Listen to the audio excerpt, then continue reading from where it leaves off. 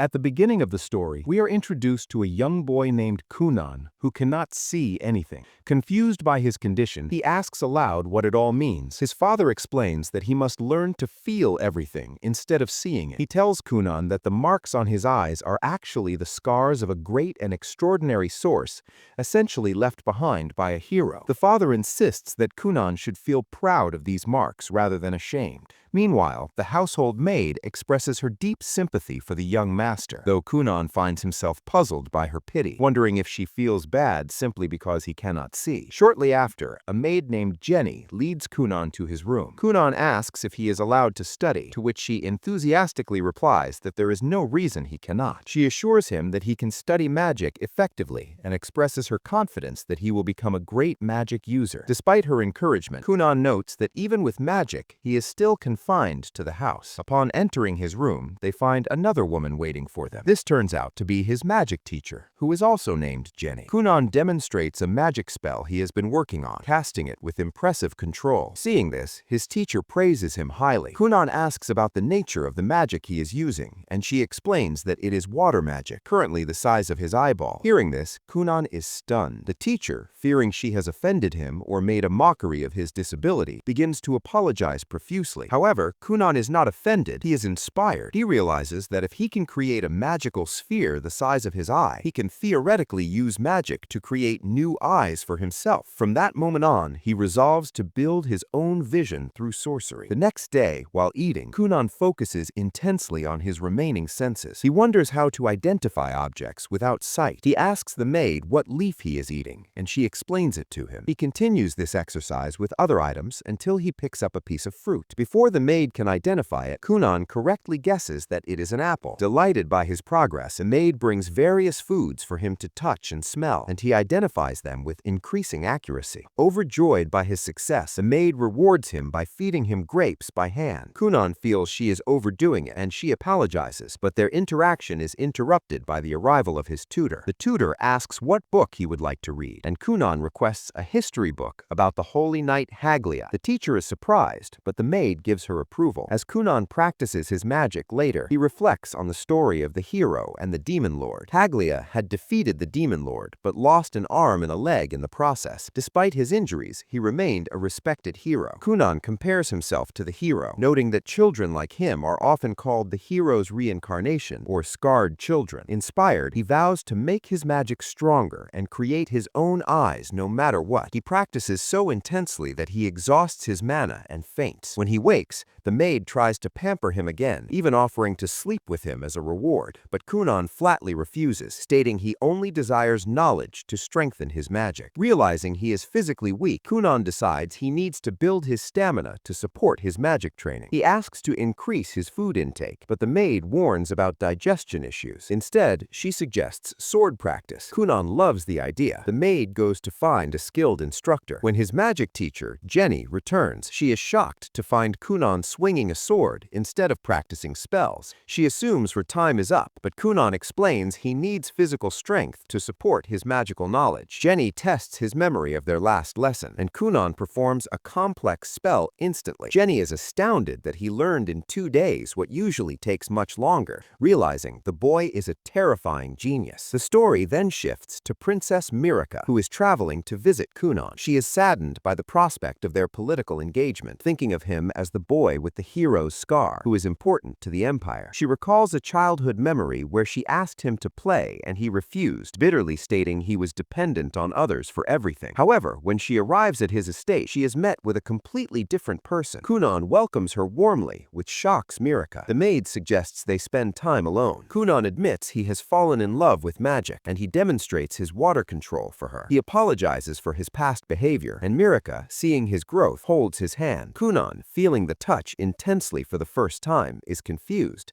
but his staff explains this is what a gentleman does. Mirika leaves thinking the day was wonderful, while Kunan resolves to learn how to be a proper gentleman for her. Meanwhile, Jenny, the magic teacher, is having a crisis of confidence. She screams in frustration that a 7-year-old has mastered magic she struggles with, feeling she needs to relearn everything from scratch to keep up. She worries that teaching him such advanced magic so young is wrong, but she needs the job to pay her bills. The next day, she decides to teach him about the properties of water: shape, color, taste, and texture. She conjures water and tells him to feel its coldness. She uses a hero analogy to explain character, stating that unique properties make a warrior great. Kunan immediately understands. He conjures water into a cup and asks her to drink it. To her shock, it tastes exactly like apple juice. He has altered the taste of the water in seconds, a feat she thinks should take years. Kunan continues to practice. At night, he holds two apples, able to identify their shape, but frustrated that he cannot perceive their color. He tells himself he must solve this mystery. The following day, he is deep in thought. When the maid asks what he wants to drink, he requests tea and asks for hot water. He conjures the hot water himself. The maid praises him, saying his magic makes life easier. Suddenly, Kunan remarks, "I think I can see." The maid is ecstatic, but Kunan clarifies that while he cannot technically see, he can sense shapes and details through his magic.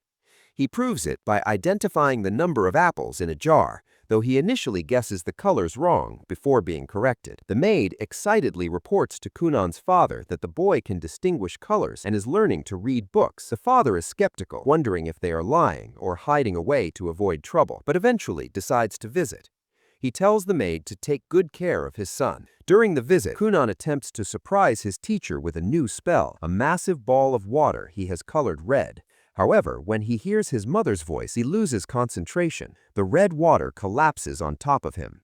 When he steps toward his mother, he looks like he is drenched in blood. His mother faints from horror, and the father screams, asking what he has done. The maid explains it's just red-colored water, but the visual is so terrifying that even the maid faints when the father threatens her.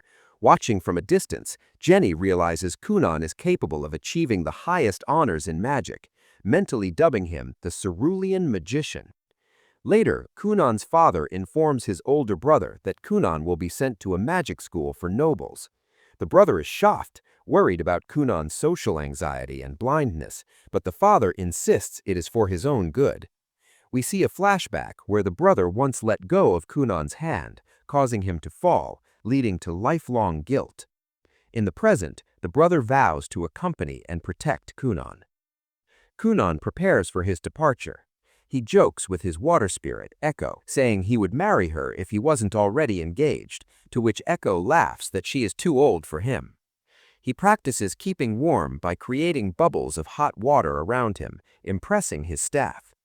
Before leaving, the family gathers. The father awkwardly announces the school decision.